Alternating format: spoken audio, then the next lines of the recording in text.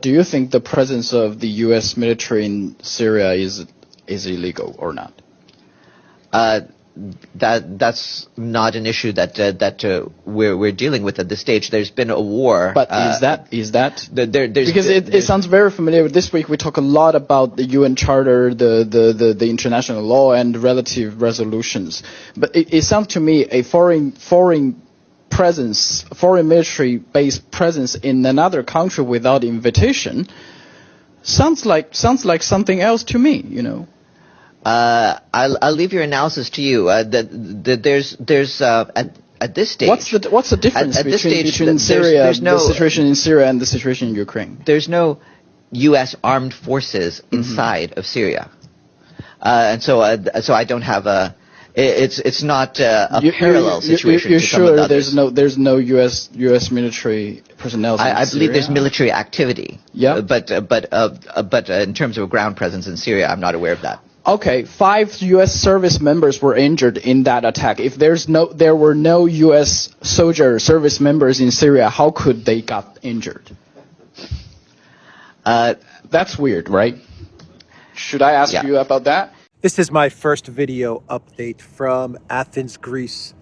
On this Wednesday morning, let's talk about some news. And let's start things off with protests in France. Big protest again yesterday in France. And the Macron government, boy, did they get violent. They got really, really violent with the protesters. The videos that I saw, wow. The police rushing at the protesters, beating them with batons and just real violent stuff. I mean, the neoliberal globalists, when the protests are against them, boy, do they get violent. When the protests are the other way, well then, they get very angry when even a police officer dares to touch a protester. They get very angry and start talking about human rights and values and democracy and stuff like that. But boy, when the protests are aimed at the globalists like Macron, they don't mess around. They don't play around. They get very, very violent. Boy, those images, shocking. But look, you know, I am comforted at the fact that as Macron was beating down the protesters, there were leaders in the collective West that called out Macron on his violent approach towards the protesters. So there are leaders in the collective West that are not hypocrites, that when they do see violence, in whichever direction from protesters, whether it's against the neoliberal globalist order or it's by the neoliberal globalist order, they call it both ways. For example, we have Joe Biden. Joe Biden called out Macron's brutal approach towards the protesters. He said, and I quote, "I also call on President Macron to respect the rights of peaceful protesters and refrain from further violence.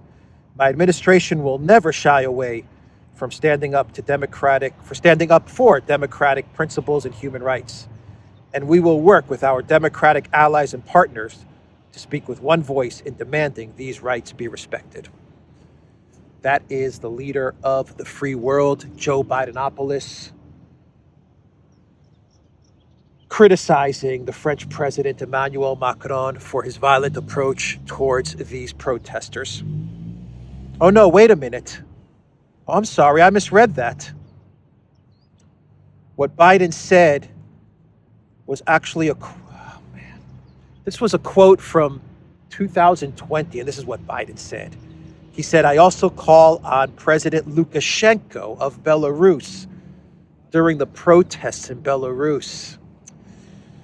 During those election protests, Biden said, I also call on President Lukashenko to respect the rights of peaceful protesters and refrain from further violence. Dang it, I misread it again. Anyway, look, the UK Foreign Ministry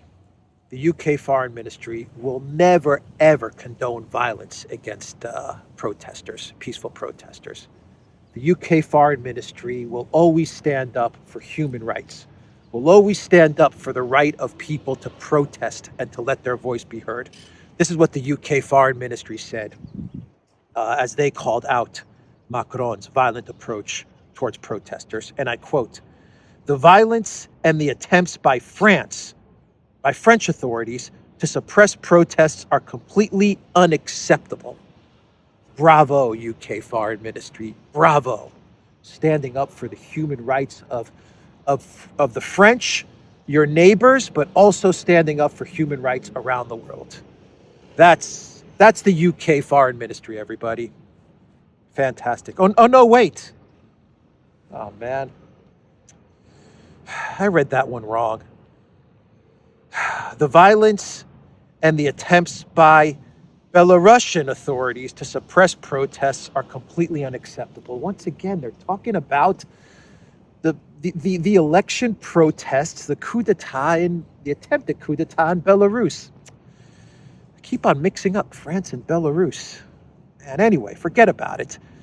The EU values. EU freaking values. There is no way that the EU is going to let one of their own member states get away with crushing those EU values.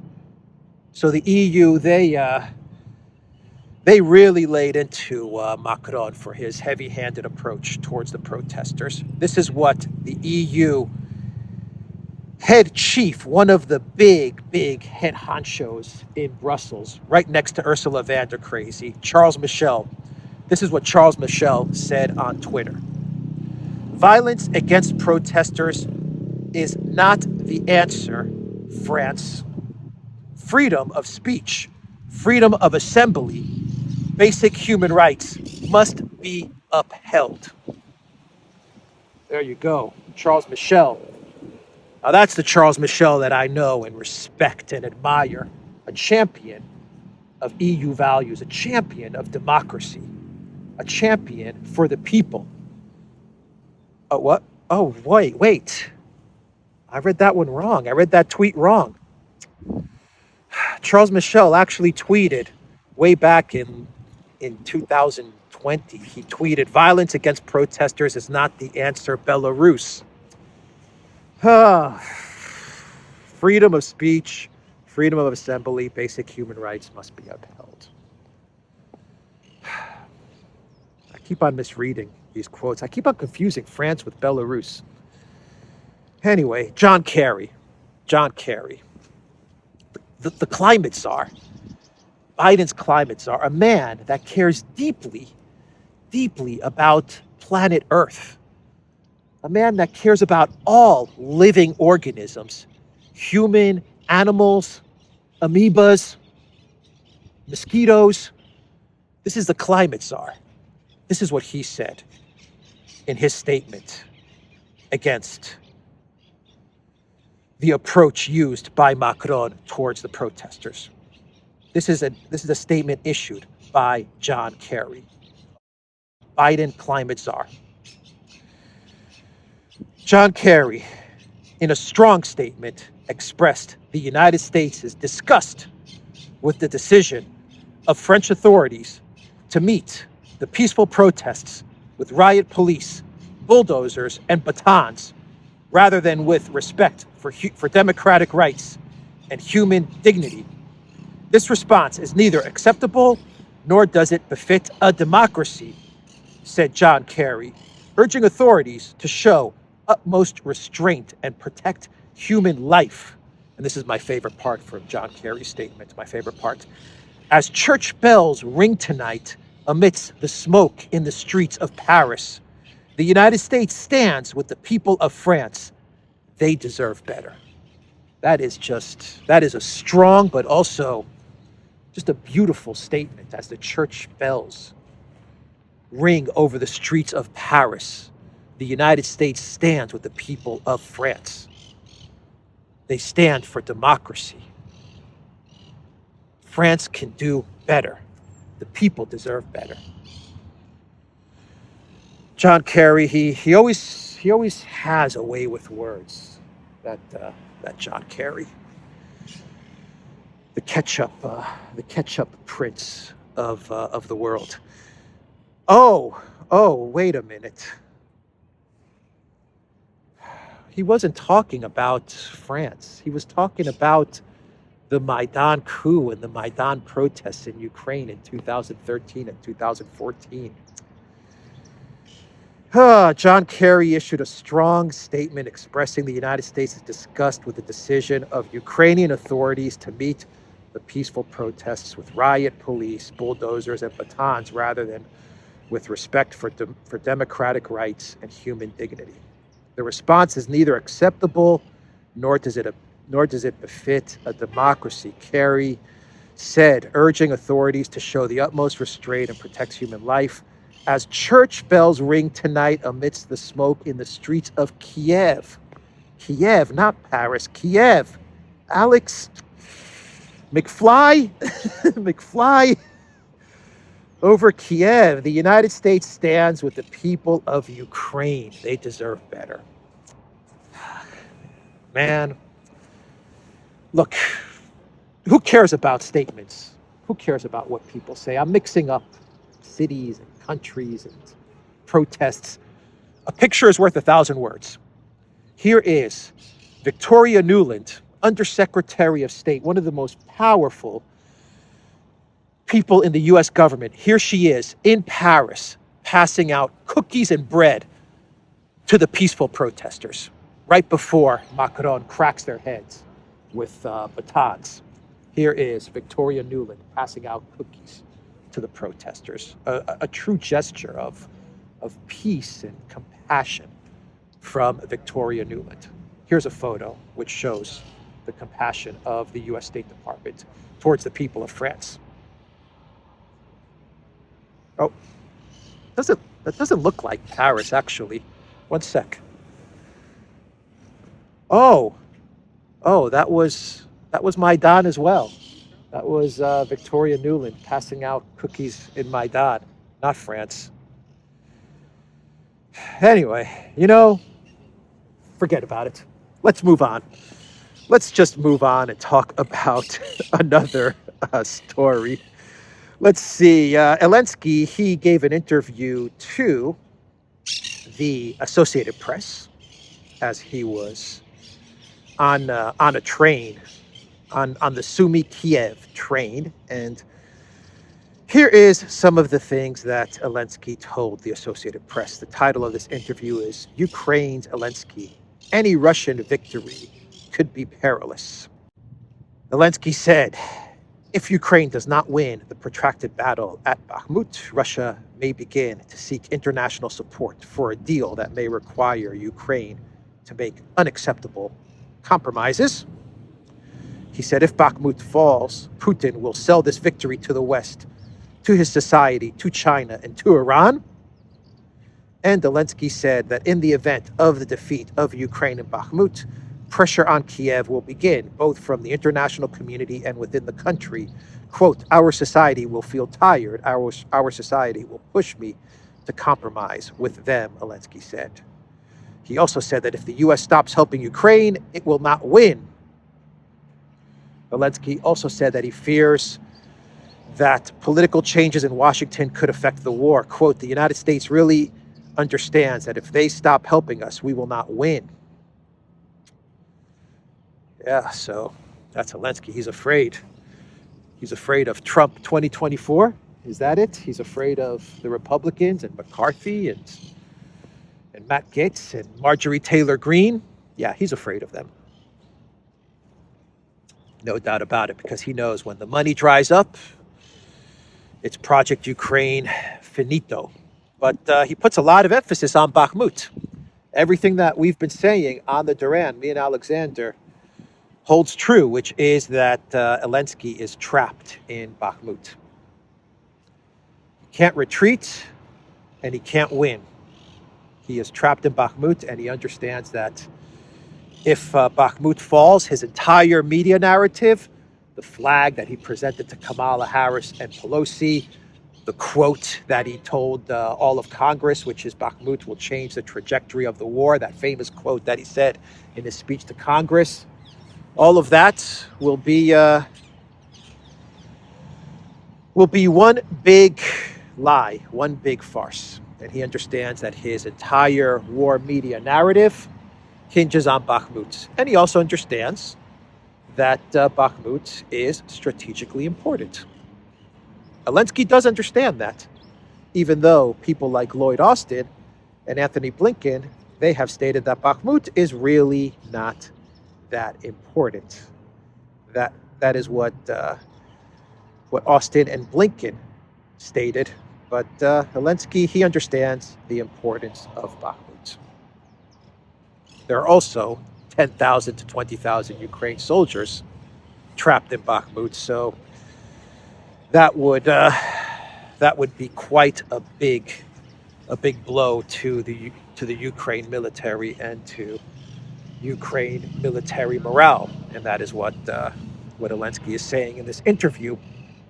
Lloyd Austin, though, he did come out and say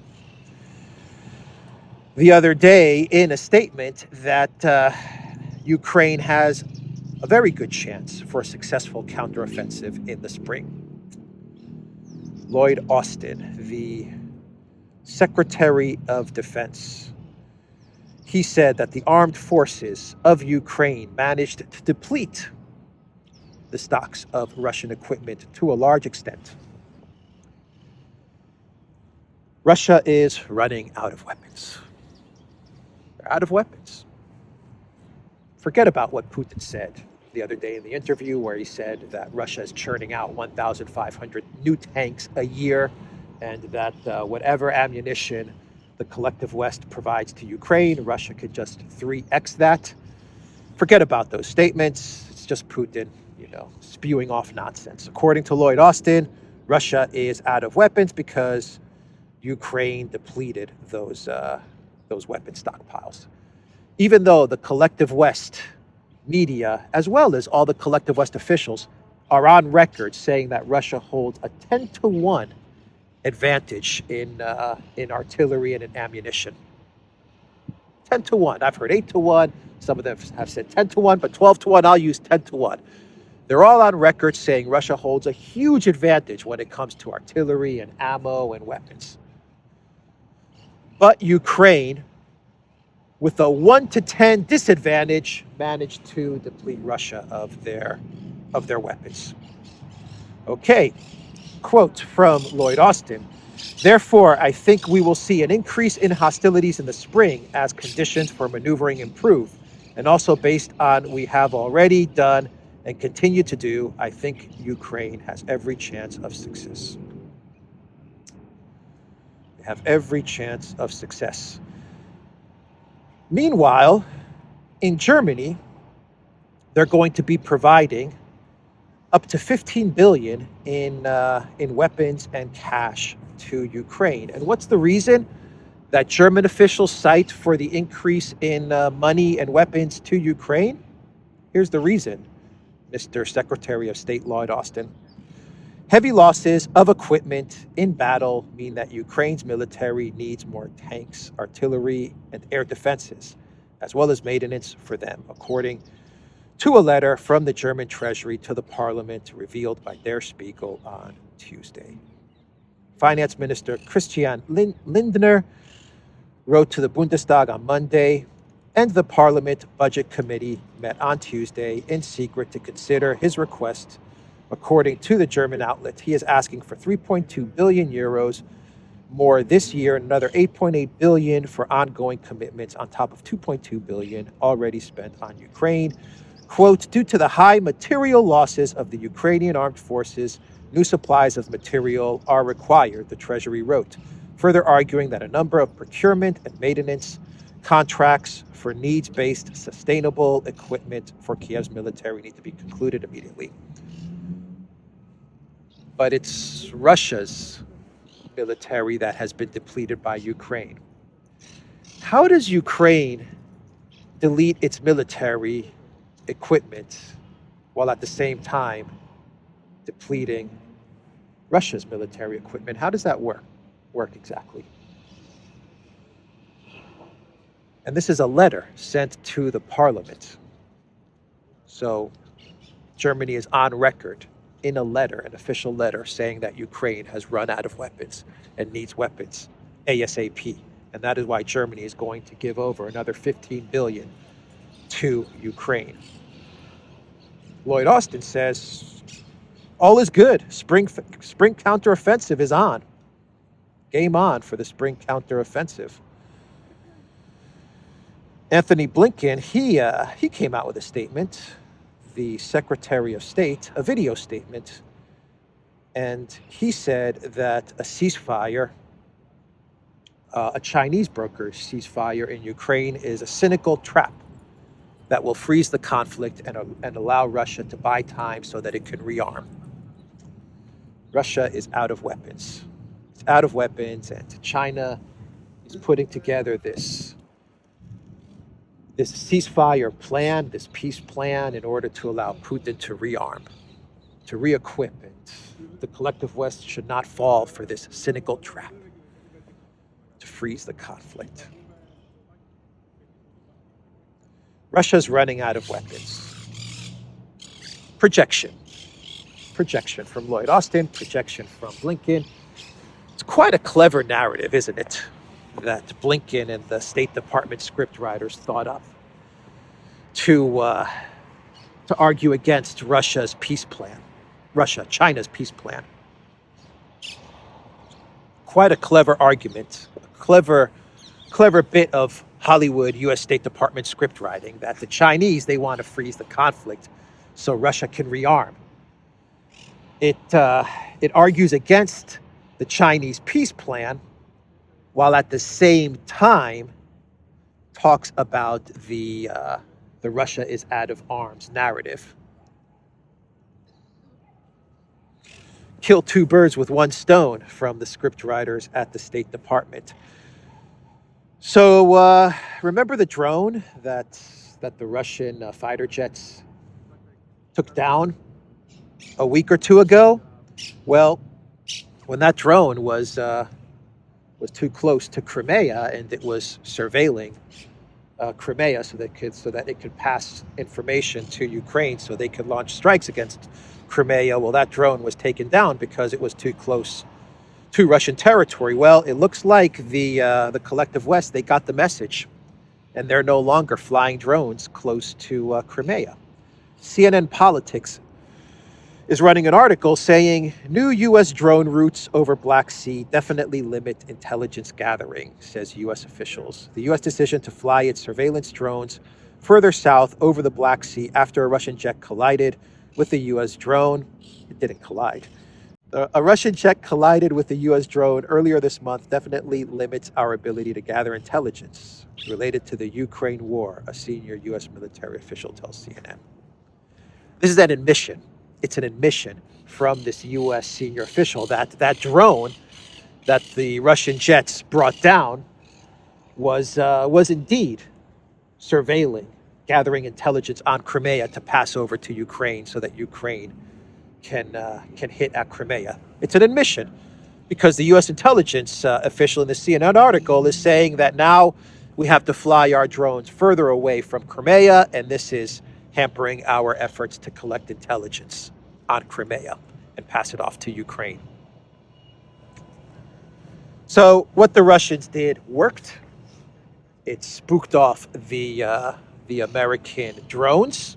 It spooked off the U.S. Pentagon and NATO, and it has led to an admission from the U.S. authorities that the drone that the Russians brought down was indeed being used to gather intelligence and eventually attack Crimea. It also shows that while the neocons would definitely want to fly more drones close to Crimea in order to ramp up some escalation and to perhaps push forward a case for NATO U.S. intervention in Ukraine, or perhaps creating some sort of no-fly zone in Ukraine, it shows that the neocons are not getting their way and that there are factions in the U.S. military, in the Pentagon, that are telling the neocons, we don't want a hot war with Russia, an overt hot war, not a proxy war, a real hot war with Russia. So we're going to fly our drones further away from Crimea in order to avoid a hot war escalation. The Pentagon is basically saying, we'll just continue to fight a proxy war with Russia. And sorry, neocons, we're not going to, at this moment, we're not going to fly another drone close to Crimea so that we can escalate things. It also does indicate that as well. Let's see.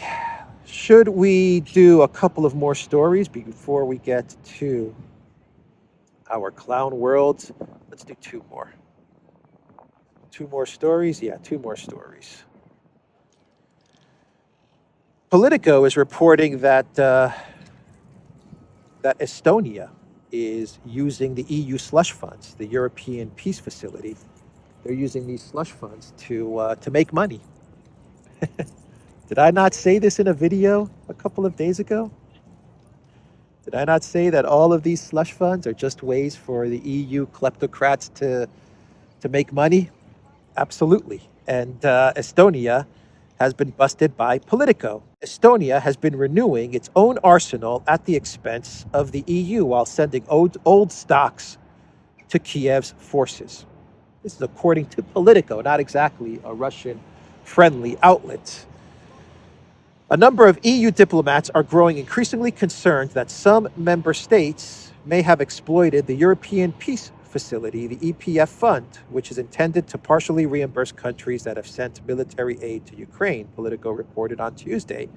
The outlet's Playbook Project claims it spoke to 7 diplomats and officials who chose to remain anonymous to discuss classified information. According to them, one country in particular, Estonia, has been accused of using the fund to upgrade its own military arsenal at the expense of its EU neighbors while sending its old stocks to Ukraine. Under the EPF rules, all EU states are set to receive the same rate of reimbursement for what they spent on Ukraine, some 84% of the total price paid. However, as noted by Politico, there aren't any agreed upon rules for how countries calculate the price of the equipment they sent to Kiev.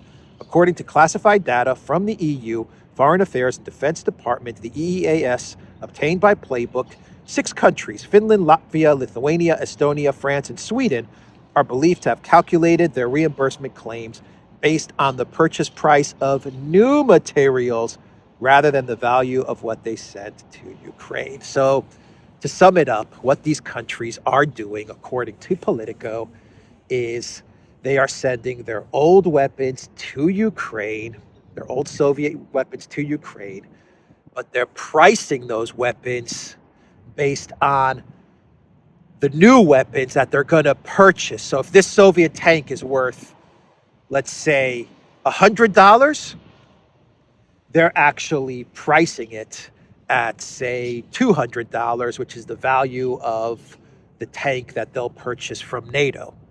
And from those $200, according to this fund, they get something like 84% of that value reimbursed to them. So of the 200, they get 84% of that $200, which is significantly more than the actual cost, the actual price of that Soviet tank. Yeah, that's how corruption works. Kaya Kallas, you've been busted by Politico. I believe that Estonia, they were very upset. They were very upset at Politico. Estonian officials have rejected the claims made in Politico's report, with Defense Minister Secretary General Kusti Salm dismissing them as malicious slander meant to slow down support for Ukraine. That's right, Politico, you're a bunch of Putin shills, Putin trolls, racists, bigots, vax deniers, Politico. That's how corruption is done, EU style. Whenever you hear the EU talking about a slush fund, it's all about corruption. Whenever they put together some sort of fund, it's always about corruption, always. So let's do one more story before we get to our clown world, and let's talk about Nord Stream and the fact that the UN Security Council, they could not pass a Russia-China resolution to investigate the Nord Stream pipeline sabotage. It did not pass the UN Security Council, so there will be no investigation on Nord Stream from the UN. Funny how that works, how the UN, how the United Nations, the United States, members of the Security Council, they don't want to investigate an attack on one of their allies, US, France, UK. They don't want to investigate how one of their main allies, Germany, had its critical infrastructure blown up. They don't want an investigation. What happened to the New York Times narrative about pro-Ukraine forces blowing up the pipeline? The New York Times wrote about it, but no follow-up. And what's going on with the Andromeda, Gilligan's Island, Five Guys, and the woman doctor story? Any follow-up on that? Or are they just letting that kind of go away? So the Biden White House, they want to continue to try and bury the Nord Stream story. The main point to all of this is that China and Russia, they want this investigated. That's the important part. Russia said that it will no longer propose to the UN Security Council to vote for an international investigation into the sabotage at Nord Stream. The last vote revealed the real attitude on this issue, said the Nebenzia, the Russian ambassador to the UN. China regrets that the UN Security Council did not adopt a resolution to conduct an international investigation into the terrorist attack on the Nord Stream. Quote, if some countries block the permission of the Council of International Investigation, it raises doubts that they are hiding something, the permanent representative of the People's Republic of China to the UN said. Well, look, it looks like that the UN has just sanctioned the destruction of critical infrastructure by any state actor. It's now been sanctioned. It's permissible now. It's permissible. So any state can now blow up gas pipelines, LNG tankers, internet cables, communication cables, satellites, Starlinks, whatever. It's now permissible. New rules, everybody, according to the United Nations. New rules. Critical infrastructure is blown up. We don't need to investigate if we're the United Nations. New rules.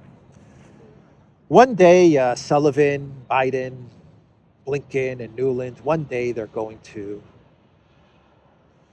admit what they did. Maybe in 5 years, maybe in 10 years, there will be a book and there will be a quote from Sullivan or Blinken or Nuland, Biden, forget about Biden. One day there'll be a quote which says, yeah, we sat in the Oval Office and we decided to blow that sucker up, to really stick it to Germany. One day that's gonna come out.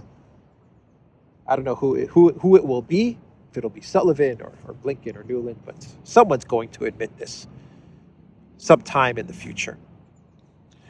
I don't blame Nuland though. Sullivan, Blinken, Biden, yeah, they're to blame for the Nord Stream pipeline sabotage. I don't blame Nuland. Nuland, she's just a girl with a dream, just a small town girl with a dream to blow up a pipeline that would have led to more trade and more cooperation between Germany and Russia. And Nuland, she's a girl with a dream to destroy Russia. Just a girl with a dream to destroy Russia. A small town girl living in this lonely world. She took a midnight train going anywhere. And when Nuland was on that midnight train, that's where she met her neocon partner, Mr. Kagan. And they formed the Project for the New American Century so that they can live their dream together to destroy the Russian Federation. That's their dream. Kagan was just a small town boy, born and raised in South Detroit, and he took a midnight train going anywhere. So you can't blame Newlands or Kagan or the neocons. They just have a dream, a simple dream, to destroy Russia. Let's do a clown world. Oh, by the way, today's the day that I think today is the day that Elensky kicks out all the monks in Kiev from the real Orthodox Church, and they start to give the real Orthodox Church property to the deep state fake Orthodox Church that the CIA and Pompeo and a patriarch in Constantinople, who I will not name, put together. The fake heretical Orthodox Church is now going to seize control of the real Orthodox Church, and the Ukraine regime, the Elensky regime, over the past couple of days, they have been burning down churches and they have been arresting priests. The real priests, not the heretical priests, not the fake priests that they're going to put in place now, but the real priests, the real Orthodox Church. They're burning down those churches. They're setting them on fire. They're arresting priests. Really sad to see. Really, really shocking to see. Because I'm in a country that actually supports, or at least the church of this country and the government of this country supports the fake church that Elensky is setting up, which is also sad to see.